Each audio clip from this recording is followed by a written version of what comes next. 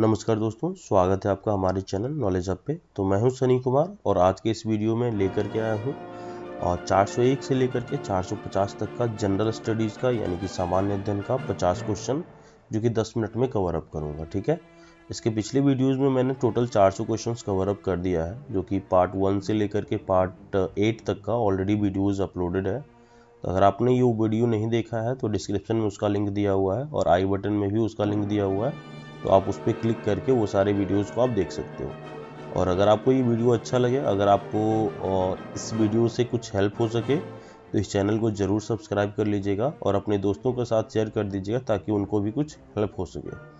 ठीक है, तो चलिए शुरू करते हैं आज के इस वीडियो का सबसे पहला क्वेश्चन हमारा कहता है कि भारत और ग्रीन बीच के मानक समय में कितने का अंतर होता है। यानी कि भारत और ग्रीन बीच का जो मानक समय होता है उसके बीच में कितने समय का अंतर होता है, कितने मिनट का, कितने घंटे का अंतर होता है।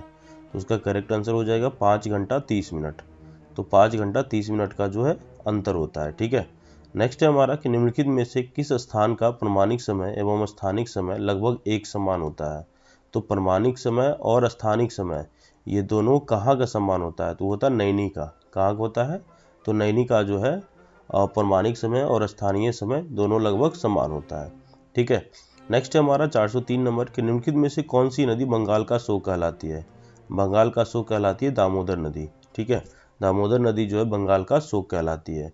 और बिहार का सो कौन सी नदी कहलाती है, आप मुझे इसका करेक्ट आंसर जो है मुझे कमेंट में करके बताएंगे कि बिहार की शोक किस नदी को कहा जाता है। ठीक है, नेक्स्ट है हमारा कि तवा किसकी सहायक नदी है। तो तवा जो है नर्मदा नदी की सहायक नदी है। ठीक है, नेक्स्ट है कि यू आकार की घाटियों का विकास किस प्रकार के क्षेत्र में होता है। तो यू आकार की घाटियों का विकास जो है वह हिमानी क्षेत्र में होता है। किस क्षेत्र में होता है, तो हिमानी क्षेत्र में होता है। ठीक है, नेक्स्ट है हमारा कि जापान को पहले किस नाम से जाना जाता था। तो जापान को पहले निप्पन के नाम से जाना जाता था। निप्पन, ठीक है, निप्पन के नाम से पहले जापान को जाना जाता था। ठीक है, नेक्स्ट है हमारा कि विश्व प्रसिद्ध उलंग किस्म की चाय निम्न में से किस देश में पैदा की जाती है। तो विश्व प्रसिद्ध जो उलंग किस्म की चाय है वह ताइवान में पैदा की जाती है। कहाँ पाई जाती है, तो ताइवान में ये पाई जाती है। ठीक है, नेक्स्ट है हमारा कि विश्व की सबसे ऊंचाई पर स्थित दूरबीनी वेधशाला कहाँ स्थित है। विश्व की सबसे ऊंचाई पर स्थित दूरबीनी वेधशाला कहाँ स्थित है, तो वह है भारत में। ठीक है, नेक्स्ट है हमारा कि यदि एक प्रेक्षक तारों को क्षितिज से लंबवत उठते दिखता है तो वह अवस्थित होता है विषुवत रेखा पर। कहाँ अवस्थित होता है, तो विषुवत रेखा पर अवस्थित होता है। यदि कोई प्रेक्षक तारों को क्षितिज से लंबवत उठते हुए देखता है तो वह कहाँ अवस्थित होता है, वह होता है विषुवत रेखा पर। ठीक है, नेक्स्ट है हमारा कि अरावली श्रेणियों की अनुमानित आयु क्या है। तो अरावली श्रेणियों की अनुमानित आयु है 370 मिलियन वर्ष, यानी कि 370 मिलियन वर्ष इसका अनुमानित आयु है। ठीक है, नेक्स्ट हमारा कि तेल की अत्यधिक संभावना युक्त रावा अपघट जो खंड है वह कहाँ अवस्थित है। यानी कि तेल की अत्यधिक संभावना युक्त रावा अपघट कहाँ स्थित है, तो वह स्थित है कृष्णा गोदावरी द्रोणी में। कृष्णा गोदावरी की जो द्रोणी होती है उसमें अवस्थित है। ठीक है, नेक्स्ट है कि पृथ्वी की आयु का मापन किस विधि द्वारा किया जाता है। तो पृथ्वी की आयु का जो मापन है वो किया जाता है यूरेनियम विधि द्वारा। किस विधि द्वारा, तो यूरेनियम विधि द्वारा जो है पृथ्वी की आयु का मापन किया जाता है। ठीक है, नेक्स्ट है हमारा कि सर्वोत्तम किस का जो संगमरमर है वह कहाँ पाया जाता है। यानी कि सबसे बेस्ट टाइप का जो संगमरमर है, टाइल्स है, वो कहाँ पाया जाता है, तो वह मकराना में पाया जाता है। मकराना एक जगह का नाम है जहाँ पे कि बेस्ट टाइल यानी कि बेस्ट किस्म का, सबसे बेहतर किस्म का जो संगमरमर है वह पाया जाता है। ठीक है, उसके बाद हमारा क्वेश्चन है कि उच्च दाब क्षेत्र से भूमध्य सागर की ओर चलने वाली हवाएं क्या कहलाती है। तो उच्च दाब क्षेत्र से यानी कि हाई वॉल्यूम, जो हाई वॉल्यूम बोल सकते हैं, हाई प्रेशर जो एरिया होता है उससे भूमध्य सागर की ओर चलने वाली हवाएं क्या कहलाती है, तो वह कहलाती है व्यापारिक हवाएं। क्या कहलाती है, तो व्यापारिक हवाएं कहलाती है वो। ठीक है, नेक्स्ट है कि निम्न में से सबसे छोटा महाद्वीप कौन है। तो सबसे छोटा महाद्वीप है ऑस्ट्रेलिया महाद्वीप। ठीक है, उसके बाद है कि कौन सा क्षेत्र लौह क्षेत्र कहलाता है। तो कुंद्रेमुख यानी कि कुंद्रेमुख क्षेत्र जो है लौह क्षेत्र कहलाता है। ठीक है, उसके बाद है कि अरब सागर में गिरने वाली नदी कौन सी नदी है। तो अरब सागर में गिरने वाली नदी है ताप्ती।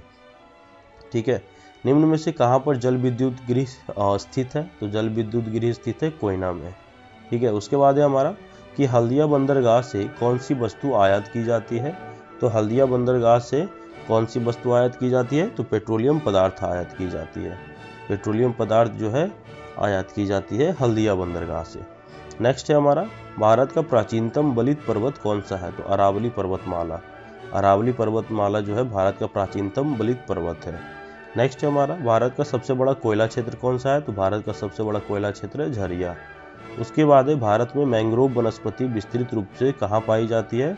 तो सुंदरबन में पाई जाती है। कहाँ पाई जाती है? सुंदरबन में। ठीक है, उसके बाद है कि भारत में प्रथम जैव मंडल आरक्षित क्षेत्र कौन सा है? तो भारत में प्रथम जैव मंडल आरक्षित क्षेत्र है नीलगिरी। क्या है? नीलगिरी है। ठीक है, उसके बाद क्वेश्चन है हमारा कि ग्रांड बैंक यानी कि ग्रांड बैंक कहाँ स्थित है? तो ग्रांड बैंक स्थित है अटलांटिक महासागर में। अटलांटिक महासागर में स्थित है। ठीक है, उसके बाद का क्वेश्चन है हमारा कि प्राचीन भारतीय भौगोलिक मान्यता के अनुसार भारतवर्ष किस द्वीप का खंड था? भारतवर्ष किस द्वीप का खंड था? तो वह है जम्बू द्वीप।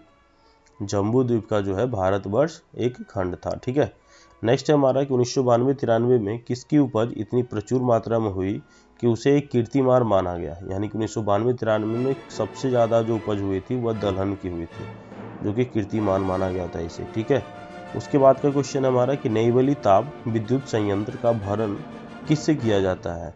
यानी कि नेवली ताप विद्युत संयंत्र जो है उसका भरण किया जाता है तृतीयक यानी कि कोयला से।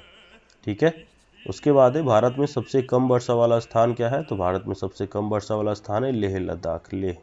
ठीक है, नेक्स्ट हमारा भारत में जनसंख्या घनत्व की दृष्टि से सबसे विरल प्रदेश कौन सा है? तो जनसंख्या घनत्व की दृष्टि से सबसे विरल प्रदेश है जम्मू कश्मीर। नेक्स्ट है हमारा माउंट एवरेस्ट पर्वत किन दो देशों की सीमा बनाता है? तो माउंट एवरेस्ट जो है नेपाल और चीन की सीमा को बनाता है।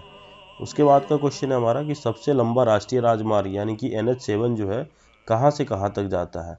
तो NH7 जाता है वाराणसी से कन्याकुमारी तक, सबसे लंबा राष्ट्रीय राजमार्ग है। ठीक है, उसके बाद का क्वेश्चन हमारा कि राजस्थान की इंदिरा गांधी नहर जो है किस नदी से निकाली गई है? तो राजस्थान की जो इंदिरा गांधी नहर है वह सतलज नदी से, सतलज से ब्यास से, यानी कि सतलज नदी का जो ब्यास नदी है उससे ये निकाला गया है। ठीक है, उसके बाद का क्वेश्चन है हमारा कि 2001 की जनगणना के अनुसार भारत के किस राज्य में लिंगानुपात में सर्वाधिक वृद्धि दर्ज की गई है? तो भारत के लिंगानुपात में भारत के किस राज्य में सबसे ज़्यादा लिंगानुपात जो है उसमें वृद्धि दर्ज की गई है? वह है छत्तीसगढ़। छत्तीसगढ़ इसका करेक्ट आंसर हो जाएगा। ठीक है, नेक्स्ट हमारा कि शिव समुद्रम जलप्रपात निम्न में से किस नदी पर स्थित है? तो शिव समुद्रम जलप्रपात जो है कावेरी नदी पर स्थित है। ठीक है, भारत में सर्वाधिक लंबाई वाला रेलवे प्रखंड कौन सा है? तो नॉर्थर्न रेलवे है। उत्तरी रेलवे जो है भारत में सबसे अधिक लंबाई वाला रेलवे प्रखंड है। नेक्स्ट है सारगैसो सागर। सारगैसो सागर जो है वह कहाँ स्थित है? तो वह स्थित है अटलांटिक महासागर में। ठीक है, कहाँ स्थित है? तो अटलांटिक महासागर में सारगैसो सागर स्थित है। ठीक है, उसके बाद क्वेश्चन हमारा निम्न में से कौन सी बागानी फसल नहीं है? तो चावल जो है बागानी फसल नहीं है। नेक्स्ट है निम्न में से कौन गाय की द्विकाजी नस्ल नहीं है? तो साहिवाल। गाय की द्विकाजी नस्ल नहीं है साहिवाल गाय। ठीक है, नेक्स्ट है हमारा निम्न में से कौन सी बकरी की नस्ल नहीं है? तो मेवाती। मेवाती जो है वह बकरी की नस्ल नहीं है। नेक्स्ट है दूध का रंग हल्का पीला क्यों होता है? दूध का जो रंग होता है वह हल्का पीला क्यों होता है? तो क्योंकि उसमें कैरोटीन पाया जाता है। तो कैरोटीन की उपस्थिति के लिए होता है उसमें, तो इसलिए जो है दूध का रंग जो है हल्का पीला होता है। ठीक है, नेक्स्ट हमारा निम्न में से किस फसल की कृषि मात्र उत्तरी गोलार्ध में ही स्थित है? तो कौन सी ऐसी फसल है जिसकी जो कृषि है वह मात्र उत्तरी गोलार्ध में स्थित है? वह है चुकंदर। चुकंदर सिर्फ और सिर्फ उत्तरी गोलार्ध में ही हो सकता है। ठीक है, उसके बाद है पोटवार पठार। पोटवार पठार निम्न में से किस देश में स्थित है? तो पोटवार पठार स्थित है पाकिस्तान में। कहाँ स्थित है? तो पाकिस्तान में स्थित है। ठीक है, उसके बाद का क्वेश्चन हमारा है कि अभी तक कौन सी पंचवर्षीय योजना पूरी तरह असफल रही है? तो पूरी तरह असफल रही है तृतीय पंचवर्षीय योजना। ठीक है, नेक्स्ट है निम्न में से किस उद्योग में गंधक का सर्वाधिक मात्रा में इस्तेमाल किया जाता है? तो रसायन उद्योग में जो है गंधक का सबसे ज़्यादा उपयोग किया जाता है। ठीक है, चलिए उसके बाद का क्वेश्चन हम देखते हैं। जनगणना 2001 के अनुसार भारत के निम्नलिखित राज्यों में से किसकी जनसंख्या उत्तर प्रदेश के बाद सबसे अधिक है? यानी कि ये सबसे ज़्यादा जनसंख्या वाला राज्य है उत्तर प्रदेश, और उसके बाद दूसरे नंबर पे आता है हमारा महाराष्ट्र। ठीक है, दूसरे नंबर पे कौन सा राज्य आता है, तो महाराष्ट्र आता है। ठीक है, नेक्स्ट है हमारा ज्वालामुखी पर्वत माउंट सेंट हेल्स कहाँ स्थित है। तो ज्वालामुखी पर्वत माउंट सेंट हेल्स जो है वह संयुक्त राज्य अमेरिका में स्थित है। कहाँ स्थित है, तो यूएसए में स्थित है। नेक्स्ट है हमारा कि सौर मंडल का सबसे छोटा ग्रह कौन सा है, तो सबसे छोटा ग्रह है बुध। उसके बाद है भारत में निम्न में से सबसे बड़ा पूत प्रांगण कहाँ स्थित है। तो भारत में सबसे बड़ा पूत प्रांगण स्थित है कोची में। कहाँ स्थित है, तो कोची में स्थित है। ठीक है, उसके बाद का क्वेश्चन हमारा है तिब्बत में मानसरोवर झील के पास किस नदी का उद्गम स्रोत स्थित है। तो तिब्बत में मानसरोवर नदी के जो झील है उसके पास सिंधु, सतलज और ब्रह्मपुत्रा, ये तीनों नदी का जो है उद्गम स्रोत तिब्बत में मानसरोवर झील के पास ही स्थित है। ठीक है, और ये इस वीडियो का सबसे लास्ट क्वेश्चन है 450 नंबर कि बैरोमीटर के पाठ्यांक में अगर अचानक गिरावट आ जाए तो कौन सी दिशा इंगित होती है। यानी कि बैरोमीटर जो होता है, यानी वायुमंडलीय जो माप करने वाला बैरोमीटर हो जाए, यंत्र होता है, उसमें अगर अचानक से गिरावट आ जाए तो क्या उसमें प्रतीत होता है कि क्या होने वाला है। तो उससे यही प्रतीत होता है कि भारी तूफान आने वाला है, यानी कि तूफानी मौसम होने वाला है। ठीक है, तो ये इस वीडियो का सबसे लास्ट क्वेश्चन था। तो इस वीडियो में मैंने 50 क्वेश्चंस कवर अप किए हैं। ठीक है, अगर आपको ये वीडियो अच्छा लगे और अगर आपको ये लगे कि नहीं नेक्स्ट सीरीज भी मुझे देखना है, तो चैनल को जरूर सब्सक्राइब कीजिएगा और अपने दोस्तों के साथ शेयर कर दीजिए। ठीक है, so thank you so much for watching my channel and all the best for your future exams.